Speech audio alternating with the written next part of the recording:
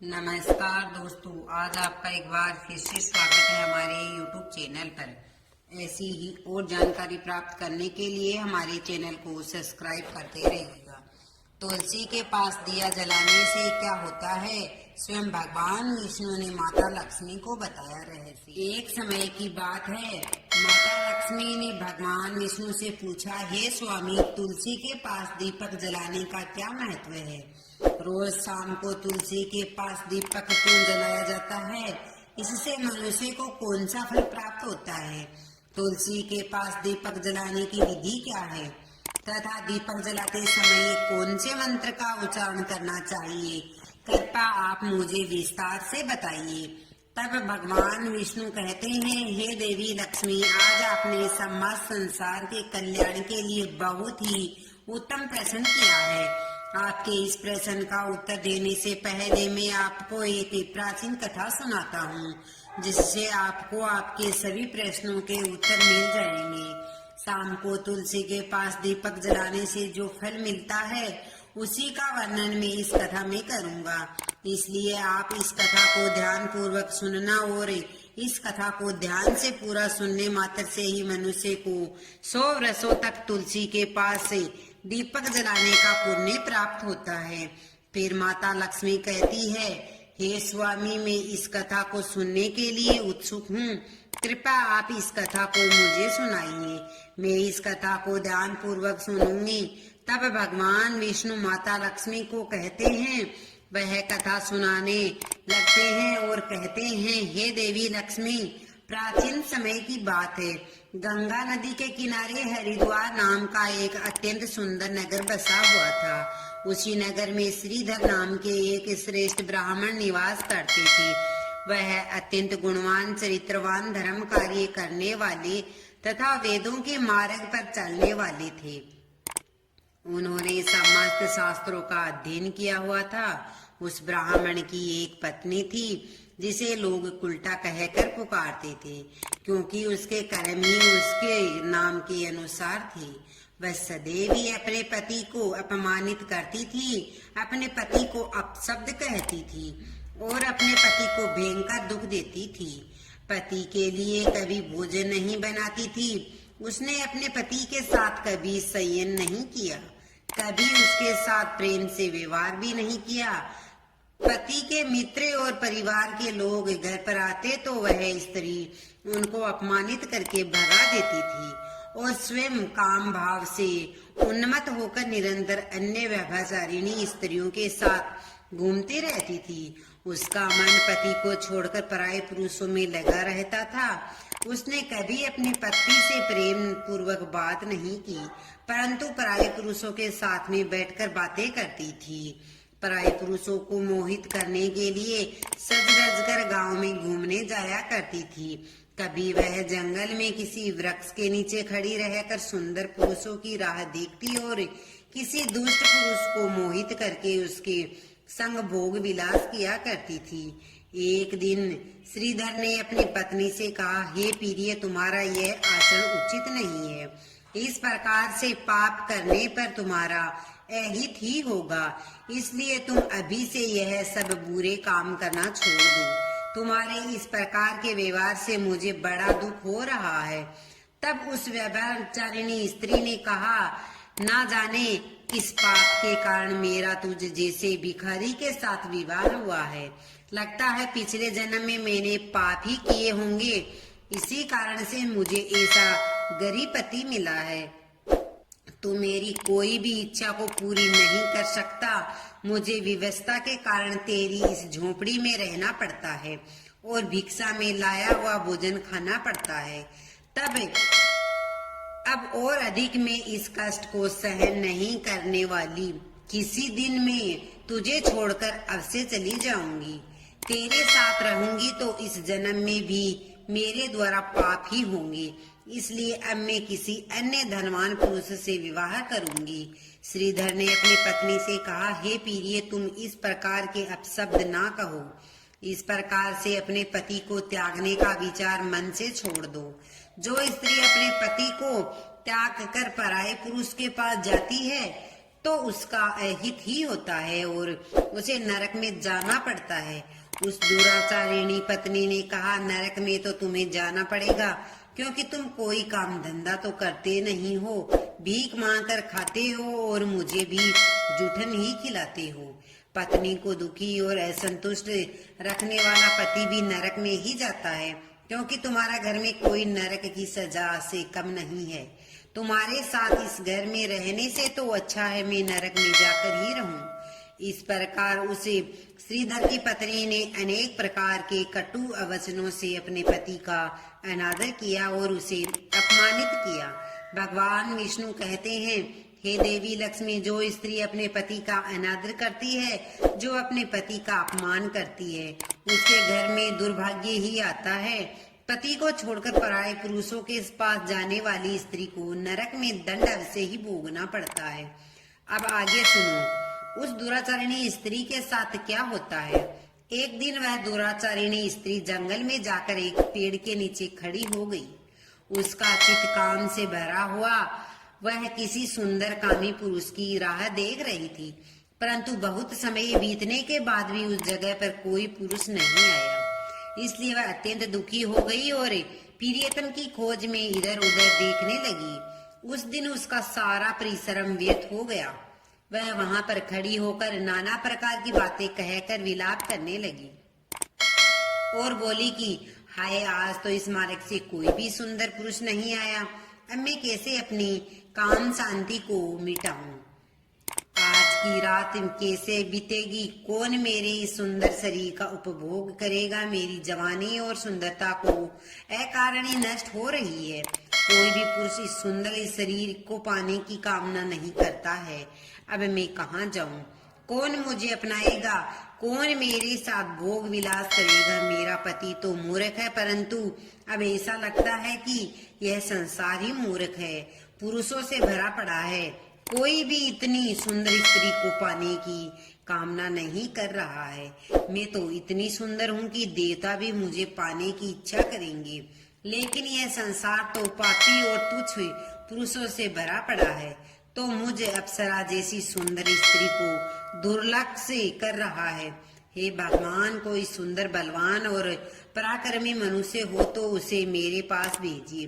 चाहे वह मेरा भक्षण ही कर ले तो भी मैं प्रसन्नता से उसका आलिंगन कर लूंगी।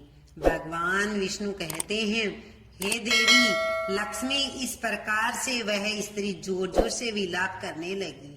उसी जंगल में एक भयानक शेर निवास करता था। उस पापीनी स्त्री की आवाज सुनकर वह जाग गया और दौड़कर उस स्त्री का भक्षण करने के लिए उसके पास आ गया। उस शेर का रूप अत्यंत भयानक था। उसका शरीर बड़ा ही हष्ट पुष्ट था। उसकी गर्दन पर लंबे लंबे बाल थे।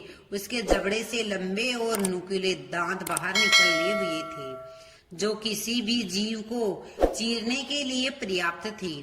उसकी गहरी गर्जना उसे पूरे जंगल में गूंजती थी, जिससे आसपास के जीव कांप उठते थे। उस शेर का एकमात्र लक्ष्य था उन पापी और दुराचारी लोगों का भक्षण करना, जिनकी उसकी नियति ने उसे सौंपा था।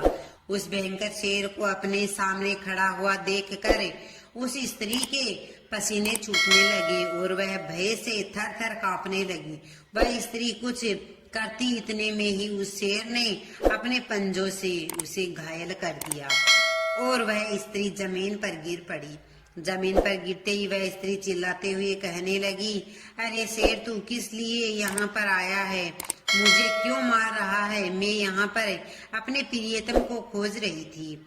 तू मुझे छोड़ दे, मेरा भक्षण करके तुझे क्या मिलेगा? उस स्त्री की यह बात सुनकर वह शेर कुछ देर के लिए रुक गया और हंसते हुए कहने लगा कि हे पापिनी, आज विधाता ने तुझे मेरा ग्रास युक्त किया है। तुझ जैसी पापिनी स्त्री का भक्षण करना ही मेरा काम है, तभी मुझे इस शरीर से मुक्ति मिलेगी। वह स्त्री कहने लगी कि हे शेर, तुम कौन हो? मुझे सच सच बताओ, तुम्हें किस कारण से शेर का शरीर मिला है और तुम मुझ जैसी स्त्रियों का भक्षण क्यों करते हो? पहले मुझे सारी बात बताओ और फिर मेरा भक्षण करो। फिर वह शेर कहने लगा कि हे पापिनी, मैं तुम्हें मेरे पूर्व जन्म का वृतांत सुनाता हूँ कि किस कारण से मुझे शेर का शरीर मिला है। पूर्व काल में मध्य देश में क्षिरपा नाम की एक पवित्र नदी बहती थी।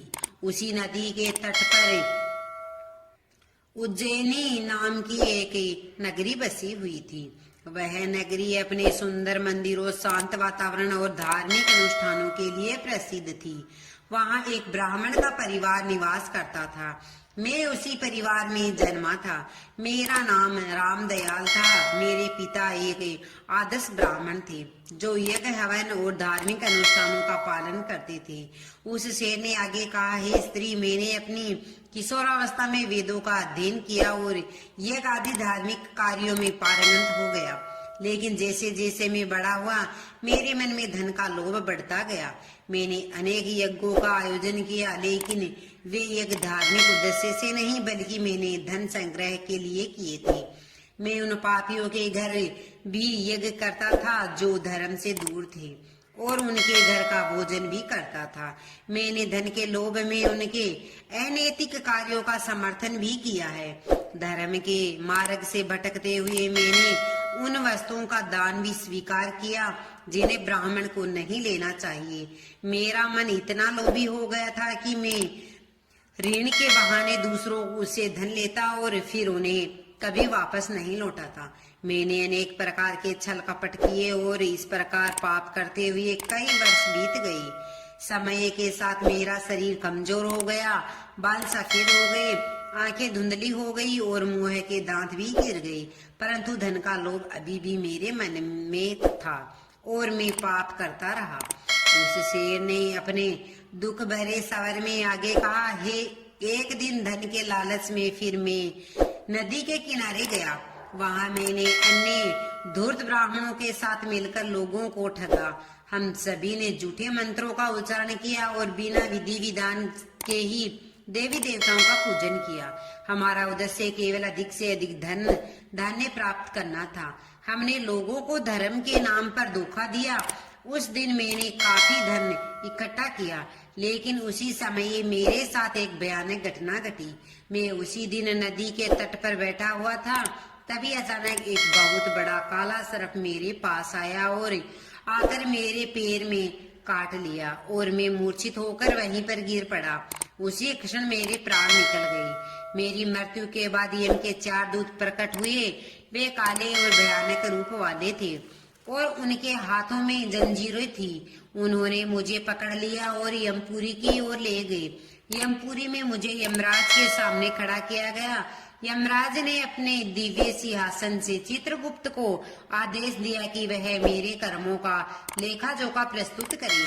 चित्रगुप्त ने बड़े ही गंभीर स्वर में कहा, हे धर्मराज, यह ब्राह्मण जिनका नाम रामदयाल है, इसने अपने जीवन में घोर पाप किए हैं। इसने धर्म के नाम पर लोगों को ठगा है, झूठे मंत्रों का उच्चारण करके यज्ञ किए हैं, भगवान का अपमान किया है। यह धन के लालच में धर्म से दूर हो गया। इसने कभी भी धर्म का पालन नहीं किया, इसलिए यह पापी ब्राह्मण नरक में जाने के योग्य है। फिर यमराज ने अपने दूतों को आदेश दिया और कहा, हे दूतों, इस पापी को नरक की अग्नि में डाल दो। इसके बाद मुझे नरक की भयंकर अग्नि में डाल दिया गया। कई वर्ष तक मैंने वहां की यातनाएं सहन की। मेरी आत्मा को भयंकर पीड़ा सहनी पड़ी। अनेक वर्षों की सजा के बाद मेरे पापों के कारण मुझे शेर का शरीर प्राप्त हुआ और मैं इस भयानक जंगल में निवास करने लगा। शेर ने अपनी कहानी समाप्त करते हुए कहा, अपने पूर्व जन्म के पापों का प्रायश्चित करते हुए मैंने संकल्प लिया है कि मैं कभी भी साधु संतों या सती स्त्रियों का भक्षण नहीं करूंगा। मैं केवल उन पापी दुराचारी उल्टा स्त्रियों का ही भक्षण करता हूँ जिन्होंने अपने जीवन में धर्म के मार्ग पर चलकर दूसरों को दुख दिया है। मुझे विश्वास है कि ऐसा करने से मुझे मेरे पापों से मुक्ति मिलेगी और मैं इस संसार से जल्दी ही मुक्त हो जाऊंगा। भगवान श्री विष्णु कहते हैं, हे देवी लक्ष्मी, इस प्रकार से उस शेर ने अपने पूर्व जन्म का वृतांत सुना दिया और उस स्त्री से कहने लगा, हे पापिनी, तेरे आचरण से तू कुंठा दिखाई पड़ती है। अपने पति को छोड़कर तू इस जंगल में अन्य पुरुषों के साथ भोग विलास करने के लिए आई हो, इसलिए आज तू मेरा ग्रास अवश्य बनेगी। इतना कहकर उस शेर ने अपने नुकीले दांतों से उस पापी स्त्री को मारकर उसे खा लिया और फिर वह शेर उस जगह से चला गया। उस स्त्री की मृत्यु के बाद उस जगह पर यम के 4 दूत प्रकट हुए और उसे पापिनी स्त्री को पकड़कर यमपुरी ले गए। वहां पर उसे यमराज के सामने खड़ा किया गया। फिर चित्रगुप्त उस स्त्री का लेखा जोखा निकालते हुए यमराज को कहने लगे, हे धर्मराज, यह स्त्री तो अत्यंत पापिनी है।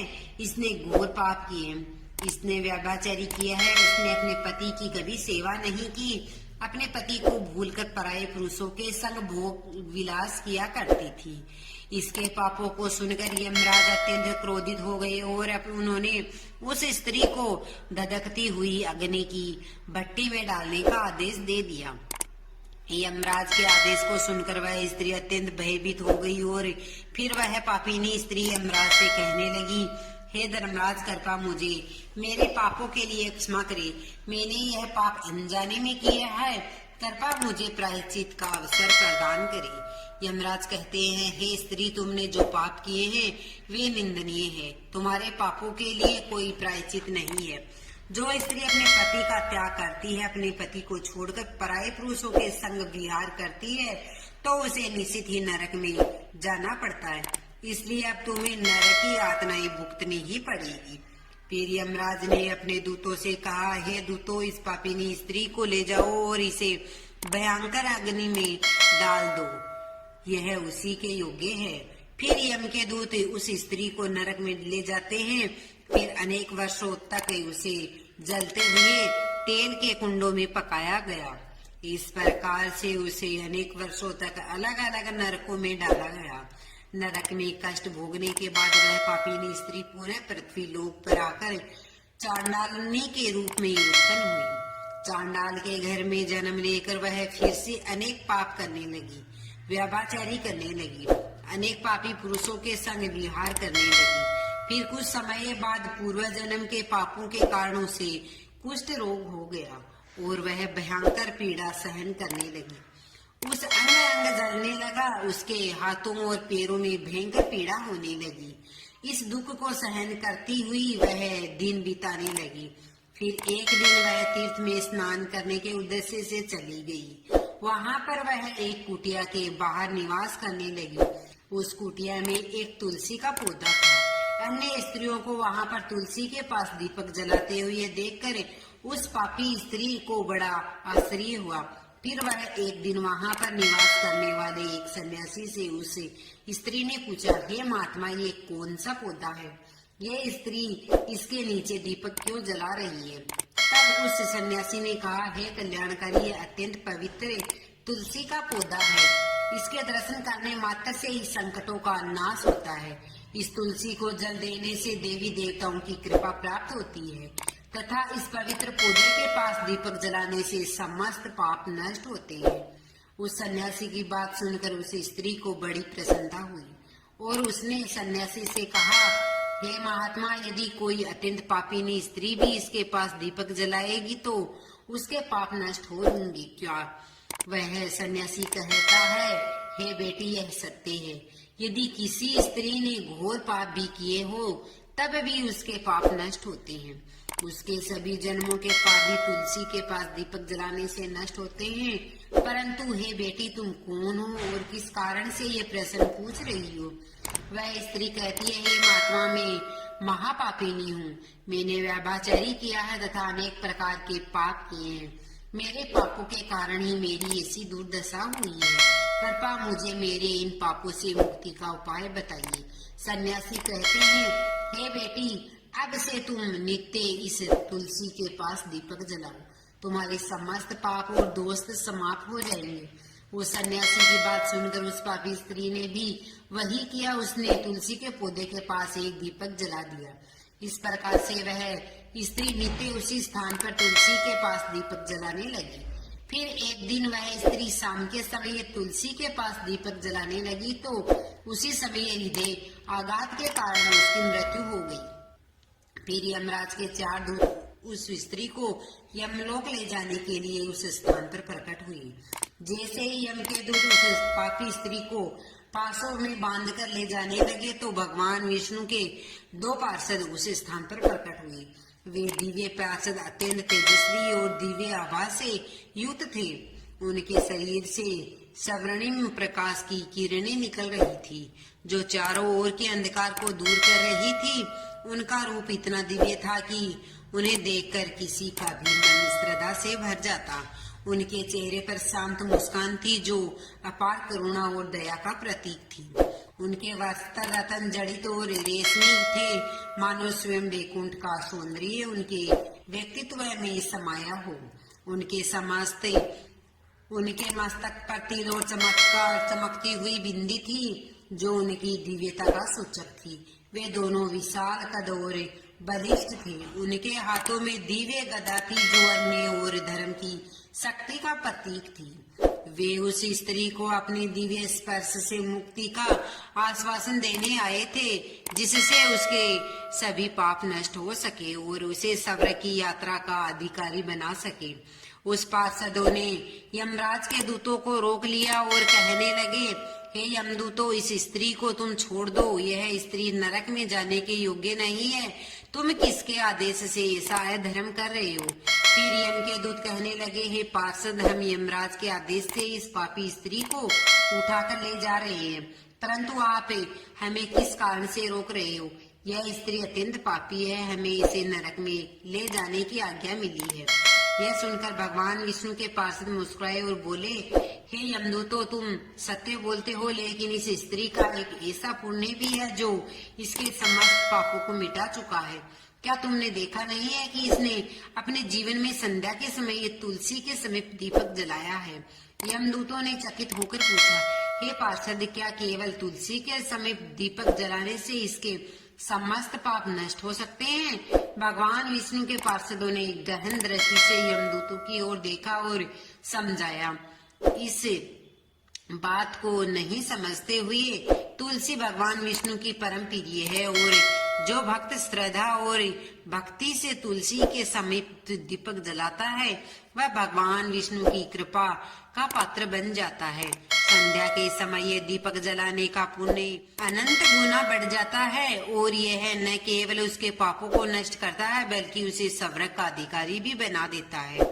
इस स्त्री ने सच्चे मन से तुलसी का पूजन किया है और दीपक जलाया, इसी कारण से इसके सारे पाप जलकर राख हो चुके हैं।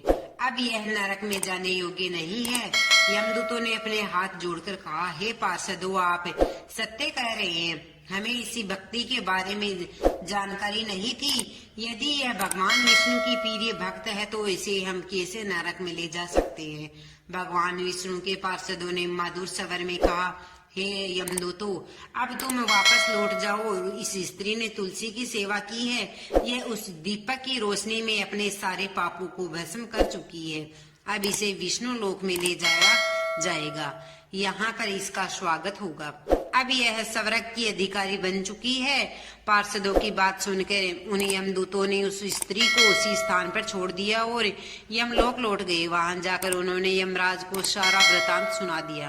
फिर भगवान विष्णु के पार्षद उस स्त्री को दिव्य विमान में बिठाकर स्वर्ग लोक ले गई। भगवान विष्णु कहते हैं, हे देवी लक्ष्मी, इस प्रकार से तुलसी के पास केवल दीपक जलाने मात्र से ही मनुष्य के सभी पाप नष्ट हो जाएंगे। जो स्त्री नित्य शाम को तुलसी के पास दीपक जलाती है वह सौभाग्यशाली बन जाती है। उसके पूर्व जन्मों के सभी पाप नष्ट हो जाते हैं, उसे सुख समृद्धि की प्राप्ति होती है। रोज तुलसी के पास दीपक जलाते समय इस मंत्र का उच्चारण करना चाहिए, ओम सुप्रभाय नमः।